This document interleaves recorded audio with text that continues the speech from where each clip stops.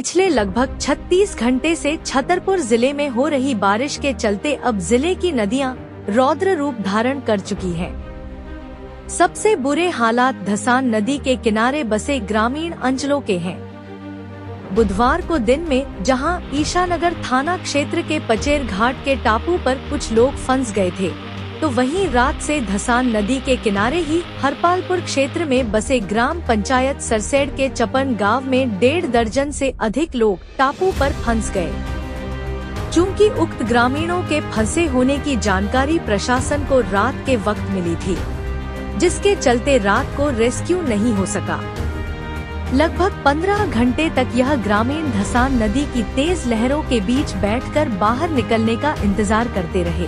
गुरुवार की सुबह पुलिस, प्रशासन और एसडीआरएफ की संयुक्त टीम ने रेस्क्यू कर सभी लोगों को सकुशल बाहर निकाला। बताया गया है कि बीते रोज हुई जोरदार बारिश के बाद धसान नदी पर बने बांध सुजारा और पहाड़ी बांध से पानी डिस्चार्ज किया गया था, जिससे नदी का जल स्तर अचानक बढ़ गया और चपन गांव रात के वक्त अचानक पानी की आगोश में आ गया।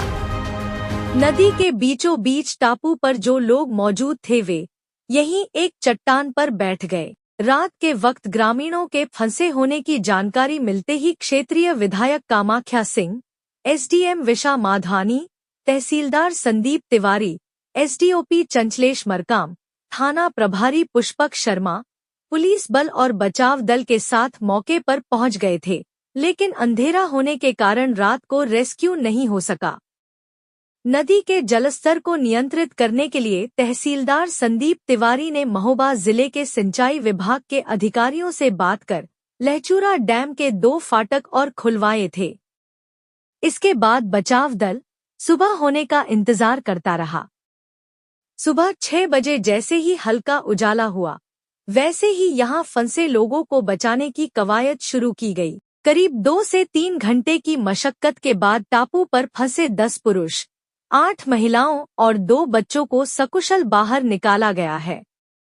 24 घंटे में 9 स्थानों पर रेस्क्यू कर बचाई गई 160 लोगों की जान।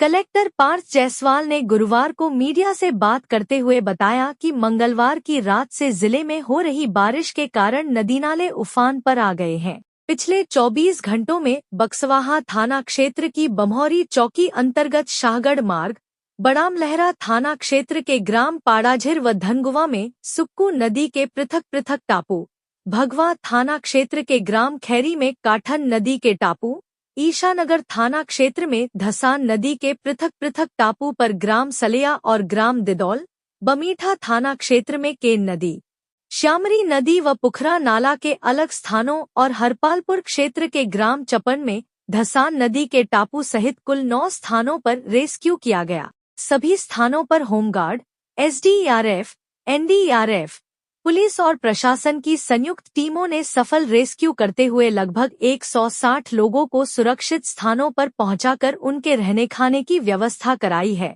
साथ ही उनका हेल्थ चेकअप भी कराया गया है। इसके साथ ही आपदा प्रबंधन हेतु जिला मुख्यालय पर अधिकारियों के साथ बैठक भी की गई है।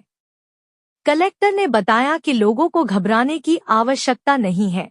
जिला प्रशासन के पास हर परिस्थिति से निपटने के लिए पर्याप्त सुविधाएं हैं। उन्होंने बताया कि गुरुवार को बारिश न होने के कारण नदियों का जल स्तर कम होने लगा है और हालात सामान्य हैं।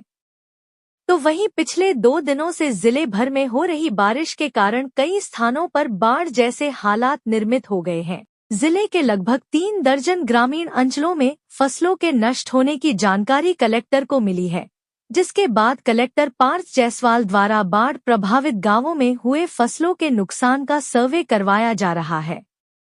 घुवारा तहसील क्षेत्र के ग्राम दलीपुर निवासी किसान लोकमन यादव ने बताया कि उनके खेतों के पास से निकली बीला नदी के उफान पर आने के कारण पानी खेतों में भर गया है और उनकी सोयाबीन, उड़द, तिल की फसलें नष्ट हो गई हैं। इसी तरह जिले की केन, धसान, उर्मिल सहित अन्य नदी नालों के किनारे बसे 3 दर्जन से अधिक गांवों के किसानों की फसलें खराब हुई हैं। कलेक्टर पार्थ जायसवाल ने बताया कि पिछले 2 दिनों में छतरपुर जिले में लगभग 13 सेंटीमीटर बारिश दर्ज की गई है।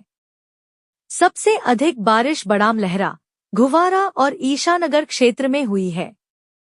जिले के कुल 38 गांवों से किसानों की फसलें बारिश के कारण खराब हुई हैं। कलेक्टर ने बताया कि राजस्व और कृषि विभाग की संयुक्त टीम को निरीक्षण कर नुकसान का आकलन करने के निर्देश दिए गए हैं। सर्वे के बाद शासकीय प्रावधान के मुताबिक किसानों को मुआवजा दिया जाएगा। छतरपुर जिले में पिछले 2 दिनों में अत्यधिक वर्षा हुई है। लगभग 13 सेंटीमीटर की बारिश हमारी 3 तहसीलों में ज़्यादा हुई है। बड़ा मलेरा, घुवारा और ईसानगर तहसील हमारी अधिक प्रभावित हुई है। इसमें 38 ग्राम चिन्हित हुए हैं जहां पे किसानों की फसल क्षति हुई है। उसके लिए हमारी राजस्व की और कृषि विभाग की संयुक्त टीम निरीक्षण कर रही है और जितनी भी फसल क्षति होगी उसमें जो भी हमारे आरबीसी 6(4) के तहत प्रावधान रहते हैं उनके अनुसार उनको मुआवजा वितरण किया जाएगा। सर बाढ़ भी आ रही है, नदियाँ भी उफान पे हैं।